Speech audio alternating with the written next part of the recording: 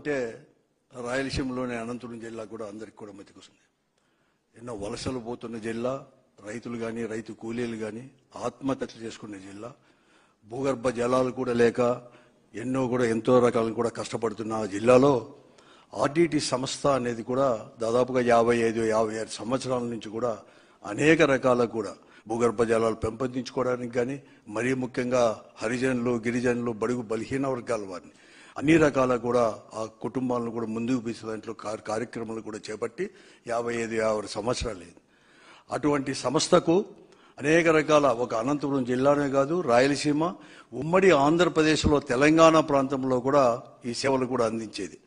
అటువంటి సంస్థకు వచ్చేసి ఏప్రిల్ 21, 2025లో కేంద్ర ప్రభుత్వం నుంచి FCRA అంటే ఫారెన్ కాంట్రిబ్యూషన్ యాక్ట్ ప్రకారం రెగ్యులేషన్ వెంటనే కూడా రిజిస్ట్రేషన్ కూడా నిలబెట్టి రెన్యూలు చేయకపోవడం, చేసేదే కాకుండా ఉన్నట్లు కూడా ఆ రోజు నుంచి కూడా ఫండ్స్ అన్ని కూడా ఫ్రీ చేయడం కూడా జరిగింది. కూడా అనంతపురం జిల్లా ప్రజానికం పైన, ముఖ్యంగా బడుగు బలహీన వర్గాల పైన కూడా పిడుగుపాటు కూడా పడింది.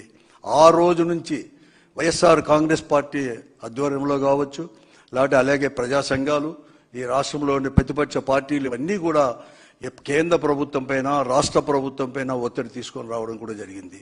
మరీ ముఖ్యంగా వైఎస్ఆర్ కాంగ్రెస్ పార్టీ ఎక్కడైతే అనంతపురం జిల్లాలో ఎక్కువ సేవలు అందించిందో కళ్యాణదుర్గ్ నియోజకవర్గంలో కూడా రంగయ్య గారి ఆధ్వర్యంలో కూడా వైఎస్ఆర్ కాంగ్రెస్ పార్టీ ఒక బైక్ ర్యాలీ కూడా నిర్వహించడం, మే 17వ తేదీ 2025లో కూడా బైక్ ర్యాలీ నిర్వహించడం, అనేకమైన కార్యక్రమాలు కూడా చేపట్టడం జరిగింది. ఇదే కాకుండా బైక్ ర్యాలీనే కాకుండా ఒక పాదయాత్ర కూడా, అంటే ఏదైతే 1969లో ఎక్కడైతే కార్యక్రమంలో ఫెర్రర్ గారు ఎక్కడైతే ప్రారంభించారో, బెలుగుప్ప మండలం గొంచి తండాలో ప్రారంభించారో, అక్కడ నుంచి కూడా వైఎస్ఆర్ కాంగ్రెస్ పార్టీ దాదాపుగా 19 రోజులు కూడా పాదయాత్ర కూడా చేసేసి ఈ ప్రభుత్వ కేంద్ర రాష్ట్ర ప్రభుత్వాల ఒత్తిడి తీసుకొని రావడానికి, మరీ ముఖ్యంగా పాదయాత్ర ప్రారంభంలో కూడా అధికారంలో ఉండే తెలుగుదేశం పార్టీ, అక్కడ ఉండే శాసనసభ్యుడు వాళ్ళందరూ కూడా యొక్క సూచనల మేరకు, వారి యొక్క ఒత్తిడి మేరకు కూడా పోలీసు వారు అనేది కూడా పాదయాత్ర చేయకూడదని చెప్పేసి ఆ రోజు పాదయాత్ర ప్రారంభించిన రోజు అందరినీ కూడా నిర్బంధించడం, ముందుకు పోకుండా దాంట్లో కూడా పోలీసు వారిని కూడా వారి యొక్క వలయాన్ని కూడా ఛేదించి వైఎస్ఆర్ కాంగ్రెస్ పార్టీ నిర్విరామంగా కూడా 16 రోజులు కూడా పాదయాత్ర కూడా చేసి పెద్ద బహిరంగ సభతో కూడా ఆ రోజు ముగిస్తుంది. ఆ రోజే కాదు, తర్వాత ఉరవకొండలో కావచ్చు, అనంతపురం జిల్లా కేంద్రంలో కూడా ప్రజా సంఘాలు ఇవన్నీ కూడా పెద్ద ఎత్తున ఒత్తిడి తీసుకొని కూడా రావడం జరిగింది. కానీ చాలా బాధాకరం ఏమంటే, మేము ప్రజాస్వామ్య పద్ధతిలో వైఎస్ఆర్ కాంగ్రెస్ పార్టీ కానీ, ప్రతిపక్ష పార్టీలు కావచ్చు, ప్రజా సంఘాలు కూడా నిరసన కార్యక్రమాలు కానీ, ర్యాలీలు కానీ, లేకపోతే రిలే నిరాదీక్షలు చేస్తున్నా, తర్వాత బైక్ ర్యాలీ చేస్తున్నా, పాదయాత్రలు చేస్తున్నా కూడా ఎక్కడ కానీ ఒక మీటింగ్ కూడా జరుపుకోకుండా అక్కడ ఉండే శాసనసభ్యులు కానీ, లేకుంటే ఈ ప్రభుత్వం కూడా, రాష్ట్ర ప్రభుత్వం కూడా పాదయాత్రలని కూడా ముందుకు పోకోకుండా కూడా చేసింది. చేయడానికి అనేకమైన ప్రయత్నాలు కూడా చేసింది. కానీ ఆ ప్రయత్నాలన్నీ కూడా ప్రజలు అనేది కూడా దాన్ని నిర్వహణ కూడా అవన్నీ కూడా చేయడం జరిగింది. ప్రజల యొక్క ఒత్తిడి వల్లనే, వైఎస్ఆర్ కాంగ్రెస్ పార్టీ చేసిన పోరాటాల వల్లనే ఈరోజు కేంద్ర ప్రభుత్వం కూడా దిగి వచ్చి ఈరోజు FCRA అనేది కూడా రెన్యూల్ చేస్తూ కూడా నిన్న కూడా నిర్ణయం కూడా తీసుకొని సేవలు అనేది కూడా యథాతథంగా కూడా కొనసాగించాలని చెప్పేసి ఒక ఆర్డర్ కూడా ఇవ్వడం కూడా జరిగింది ఈరోజు. ఈరోజు అందరూ నేను ఒకటే చెప్తున్నాను, ప్రజాస్వామ్య పద్ధతిలో చేసేదానికి ప్రతి ఒక్కదానికి కూడా అక్కడ మంచి కార్యక్రమాలు కూడా, ఆ జిల్లాకు సంబంధించిన కార్యక్రమాలు కూడా, ఎందుకంటే అక్కడ ఆర్డిటి సంస్థ అనేది కూడా ప్రభుత్వానికి ధీటగా ఒక ప్యారలల్ సంస్థ కూడా అక్కడ సేవలు అందించేది, అనేక రకాలు కూడా తీసుకుని అటువంటి సంస్థ కూడా కావాలని చెప్పేసి ప్రజల తరపున కూడా మేము అనేది కూడా ఇవన్నీ ఈ నిరసన కార్యక్రమాలు కానీ ఒత్తిడి కార్యక్రమాలు కూడా చేస్తా అంటే ఈరోజు ఈ రాష్ట్ర ప్రభుత్వం అనేక రకాల కూడా అడ్డంకులు కూడా తీసుకొని కూడా వచ్చేసింది.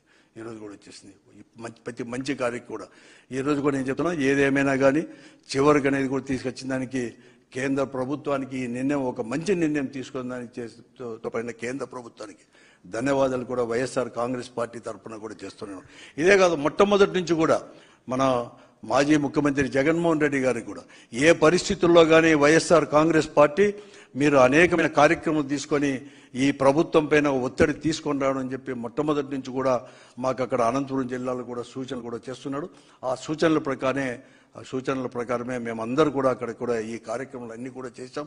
అనేక రకాలు కూడా చేయడం జరిగింది. ముఖ్యంగా కళ్యాణదుర్గ నియోజకవర్గంలో రంగయ్య గారి ఆధ్వర్యంలో కూడా ఈ కార్యక్రమాలు చేశాం. అలాగే జిల్లా కేంద్రంలో అన్ని కూడా చేసేసి ఈ రోజు కూడా తీసుకొని రావడం కూడా జరిగింది.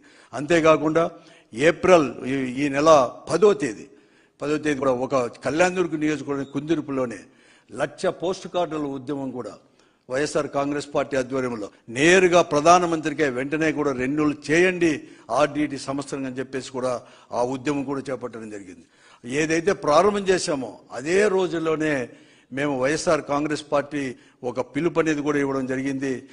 ఈ పార్లమెంటు సమావేశాలు ముగిసే లోపల, అంటే ఈ ఏప్రిల్ 3వ తేదీ పార్లమెంటు సమావేశాలు ముగుస్తున్నాయి కాబట్టి ఆ ముగిసే లోపల ఈ ఎఫ్సిఆర్ఏని పునరుద్ధరించకపోతే అనంతపురం జిల్లాలో పరిపాలన కూడా స్తంభింపజేస్తాము, ప్రభుత్వం యొక్క పరిపాలన స్తంభింపజేస్తాము అని చెప్పేసి అందరినీ కలుపుకొని స్తంభింపజేస్తామని కూడా ఒక పిలుపు కూడా ఇవ్వడం జరిగింది.